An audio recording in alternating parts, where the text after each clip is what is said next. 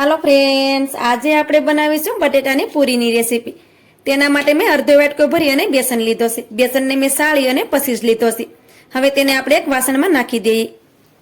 સૌથી પહેલા આપણે બેટર બનાવીને રેડી કરવાનું છે। હવે તેમાં આપણે સ્વાદ પ્રમાણે મીઠું નાખી દઈએ।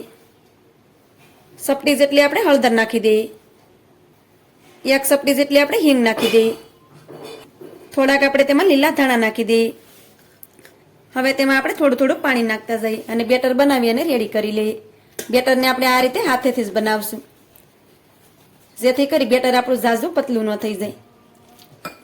તમારે પૂરીને તીખી બનાવવી હોય તો તમે આમાં ચીલી ફ્લેક્સ અથવા તો લીલા મરચાં પણ ઉમેરી શકો, પણ આ હું મારા બાળકો માટે બનાવું છું એટલે મેં તેમાં તીખું કઈ વસ્તુ નથી ઉમેર્યું। થોડું થોડું પાણી નાખતા જઈએ અને સારી રીતે બેટરને મિક્સ કરી દઈએ। બેટરને આપણે વધારે પડતું પતલું નથી કરવાનું કે વધારે બેટર આપણું ઘાટું પણ ન હોવું જોઈએ। બેટર છે તે આપણું ઠીક ઠીક હોવું જોઈએ, તો જ આપણી બટેટાની પૂરી છે તે ફૂલીને દડા જેવી થશે અને બટેટાની પૂરી છે તે એકદમ પરફેક્ટ બનશે। તો આ રીતે તમે જોઈ શકો છો કે આ રીતે આપણે બેટર બનાવી અને રેડી કરી લીધું છે। તો આ બેટર છે તે આપણું એકદમ પરફેક્ટ છે। આમાં આપણે મીઠા સોડા કે કઈ વસ્તુ નથી નાખવાની, તો પણ આ પૂરી છે તે એકદમ ફૂલેલી બનશે। હવે બેટરને આપણે સાઈડ પર રાખી દઈએ। હવે આપણે પૂરી બનાવવા માટે 3 નાના બટેટા લીધા હતા અને બટેટાની આ રીતે છાલ મેં કાઢી લીધી હતી અને બટેટાને આ રીતે મેં પાણીમાં જ રાખ્યા હતા, જેથી કરી બટેટા આપણે કાળા ન પડે। હવે આપણે આ રીતે વેફર પડવાનું મશીન આવે છે તે લઈ લેવાનું છે અને તેમાં આપણે આ રીતે બટેટાની પૂરી બનાવી લેશું। આ રીતે તમારી પાસે મશીન ના હોય તો તમે તેને શાકાથી પણ પૂરી બનાવી શકો, કેમ કે શાકાવેથી પણ આપણે પતલી પતલી પૂરી કરી શકાય, પણ આ રીતે પૂરી છે તે ફટાફટ બની જાય છે, તમે જોઈ શકો છો। તો આ રીતે આપણે પહેલા તો બધી પૂરી બનાવી અને તૈયાર કરી લઈએ। આ રીતે આપણે બધી પૂરી બનાવી અને રેડી કરી લીધી છે। હવે આપણે બધી પૂરીને પાણીમાં નાખી દઈએ, કેમ કે પૂરીને આપણે સારી રીતે ધોઈ લેશું, કેમ કે બટેટામાં સ્ટાર રહેલો હોય છે, તો બટેટાને આપણે ધોવા જરૂરી છે।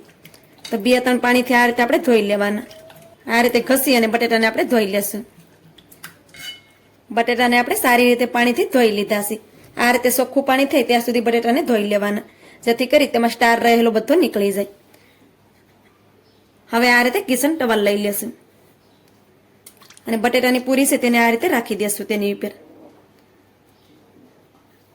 જેથી કરી તેમાં એક્સ્ટ્રા પાણી છે તે બધું સુકાઈ જાય, અથવા તો તમે તેને 5 મિનિટ સુધી પંખાની નીચે રાખી દો તો પણ તે પાણી છે તે સુકાઈ જાય છે।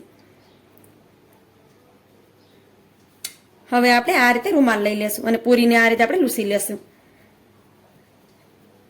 કેમ કે પાણીવાળી પૂરી હોય તો તેમાં બેટર છે તે સોટે નહીં અને પૂરી છે તે ફૂલશે નહીં,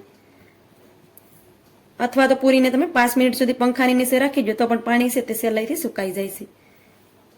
આ રીતે તમે જોઈ શકો છો કે આપણી પૂરી છે તે સારી રીતે કોરી થઈ ગઈ છે, તેમાં બિલકુલ પણ પાણી નથી। આ રીતે પૂરી છે તે કોરી થઈ જાય પછી તેને આપણે તળવાની હોય, તો જ આપણી પૂરી છે તે એકદમ પરફેક્ટ બને। હવે તેને આપણે એક ડીશમાં લઈ લેશું। તો હવે આ પૂરીને આપણે ઝાઝીવાર બહાર નથી રાખવાની, તેને આપણે તળી લેશું, કેમ કે ઝાઝીવાર જો આ પૂરી બહાર રહી તો તે કાળી પડી જશે। તો હવે આપણે પૂરીને તળી લેશું। તેલ પણ આપણું સારી રીતે ગરમ થઈ ગયું છે। હવે આપણે આ રીતે બેટર લઈ લેવાનું અને તેમાં આ રીતે પૂરીને નાખી દેવાની અને આ રીતે બેટરમાં આપણે તેની ડીપ કરી લેવાની અને વધારાનું બધું બેટર આ રીતે આપણે કાઢી લેવાનું। હવે તેને તેલમાં નાખી દઈએ। તો આ રીતે આપણે એક એક પૂરીને લેતી જવાની છે અને તેને આપણે તેલમાં આ રીતે નાખતા જશું। આમાં આપણે મીઠા સોડા નથી નાખ્યા તો પણ આ પૂરી છે તે એકદમ ફૂલેલી બનશે, પણ આ રીતે વધારાનું બેટર છે તેને કાઢી લેવાનું છે, કેમ કે વધારાનું બેટર આપણે તેમાં નહીં જવું જોઈએ। તો આ રીતે એક એક પૂરી લેતા જવાની અને તેને આ રીતે તેલમાં નાખતા જવાનું। આ રીતે કરીએ એટલે વધારાનું બધું બેટર છે તે નીકળી જશે। તો કડાઈમાં જેટલી હમાય એટલી પૂરી આપણે કડાઈમાં નાખી દેવાની છે। તો આ રીતે આપણે પૂરીને કડાઈમાં નાખી દીધી છે। પૂરીને પણ તમે જોઈ શકો છો કે પૂરી છે તે આ રીતે ફૂલી જાય છે, તે ઉપર આવી જાય છે। તો થોડી વાર માટે તેને આ રીતે તળાવવા દેવાની આપણે। થોડી જ વારમાં તમે જોઈ શકો છો કે પૂરી છે તે આ રીતે ઉપર આવી ગઈ છે। હવે બધી પૂરીને આ રીતે બીજી સાઈડમાં આપણે પલટાવી દઈએ।